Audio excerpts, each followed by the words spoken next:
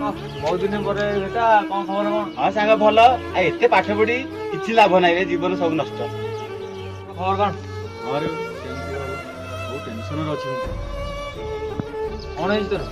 କଣ କହିବି? ଆରେ ରୁବିଣା ବାପା ମରିଲା ଭଉଣୀ। ଟେନସନ ନେନି, ତ ଠିକ ହେଇଯିବ। କଣ ଆଉ ଟେନସନ ଠିକ ହବ?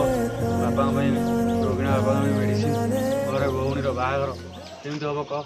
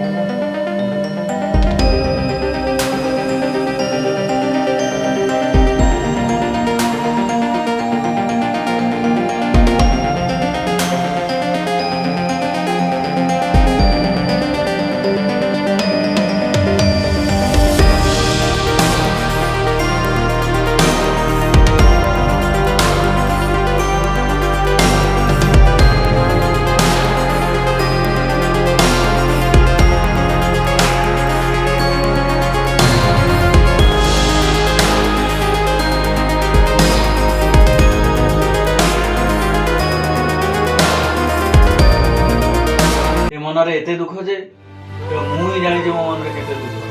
ଆରେ ହଁ, ତୁ ବାପା କଥା କହୁଛୁ, ତୁ ବ୍ୟସ୍ତ ହନି, ସବୁ ଠିକ ହେଇଯିବ। ଆରେ ରାହୁଲ, ବାପା ଆଉ ଭଲ ହେଇଯିବ। ତାଙ୍କୁ ବ୍ଲଡ କ୍ୟାନ୍ସର, ଅପରେସନ ଚାଳିଶ ଲକ୍ଷ ଟଙ୍କା ଦରକାର। ମୁଁ ତ ହତଭାଗ୍ୟ କୁହନ୍ତି, ବାପାଙ୍କ ପାଇଁ କିଛି କରିପାରୁନି। ମୁଁ ଆଜି ମିଳୁ ପାଇ, କାରଣ ମୋ ପାଖରେ ଟଙ୍କା ନାହିଁ ଟଙ୍କା।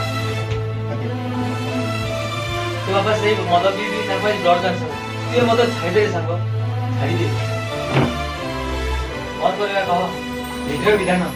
ମୋ ସାଙ୍ଗଟା ପରା, ଯାହା ହବାର ଥିବ ହବ। ଏ ମଦ ତୁ ଛାଡ଼ିଦେ ସାଙ୍ଗ, ଏ ମଦ ତୁ ଛାଡ଼ିଦେ। ନା ରେ ସାଙ୍ଗ, ଏ ମଦ ହେଉଛି ମୋର ପ୍ରକୃତ ବନ୍ଧୁ। ମୋ ଦୁଃଖରେ ମୋ ସହିତ ଅଛି, ଆଉ କେହି ନାହାନ୍ତି। ଘରେ ତୋର ରୋଗିଣା ବାପା ଯେତେ ଦିନ ଯାଏ ବଞ୍ଚିଥିବେ ଜାଣନ୍ତୁ ମୁଁ ଗୋଟେ ମଧୁଆ ପୁଅ ଜନ୍ମ କରିଛି। ଭଉଣୀ ଜାଣୁ ମୋର ରାକ୍ଷୀ ବାନ୍ଧୁଥିବା ଭାଇଟା ସୁନାର ଆଜି ଅବାଟକୁ ଚାଲି ଯାଇଛି। ତୁ କ'ଣ ଏହା ଚାହୁଁ ସାଙ୍ଗ? ଏହା ଚାହୁଁ? ତୁ କ'ଣ ଏହା ଚାହୁଁ ସାଙ୍ଗ? ଏହା ଚାହୁଁ? ତୁ ଏହା ଚାହୁଁ? ଏହା ନା ସାଙ୍ଗ ନା, ମୁଁ ଏପରି ହେବାକୁ ଦେବିନି। ମୋ ବାପା ଭଉଣୀ ମାଆକୁ କିଏ ମଦୁଆ ପୁଅର ପରିଚୟ ଦେବୁ, ମୁଁ ସବୁ ବରଦାସ୍ତ କରିପାରିବିନି। ଦରକାର ନାହିଁ ଏ ମଦ, ଆଜିଠୁ ଏ ମଦ ଭଲ ମଣିଷ ହେବି। ମୁଁ ଜାଣିଛି ବାପା ଯେତେଦିନ ବଞ୍ଚିଥିବେ ତାର ମା ଭଉଣୀଙ୍କ ପାଖରେ ମୁଁ ଭଲ ପୁଅ ଭାଇ ହେଇ ରହିବି। ଚାଲ ସାଙ୍ଗ ଚାଲ, ମଦ ଛାଡ଼ିବି, ଚାଲ ଆସ ଆସ। ଆମ ଭିଡ଼ିଓଟି ଆପଣଙ୍କୁ ଭଲ ଲାଗିଥିବ ଲାଇକ୍ କମେଣ୍ଟ ସବସ୍କ୍ରାଇବ୍ ହୁଅନ୍ତୁ। ଆମ ଚ୍ୟାନେଲର ନା କହୁନା କାହିଁକି ଆଇଛ? ଆମ ଚ୍ୟାନେଲ ନାମ ମନୋଜ ଓଡ଼ିଆ ଟିଭି, ମୋ ଟିଭି। ଏହି ଭିଡ଼ିଓ ମାଧ୍ୟମରେ ଆମେ କହିବାକୁ ଯାଉଛୁ ଯେ ମଦଠୁ ଆପଣମାନେ ଦୂରେଇ ରୁହନ୍ତୁ। ମଦ ସ୍ୱାସ୍ଥ୍ୟ ପ୍ରତି କ୍ଷତିକାରକ।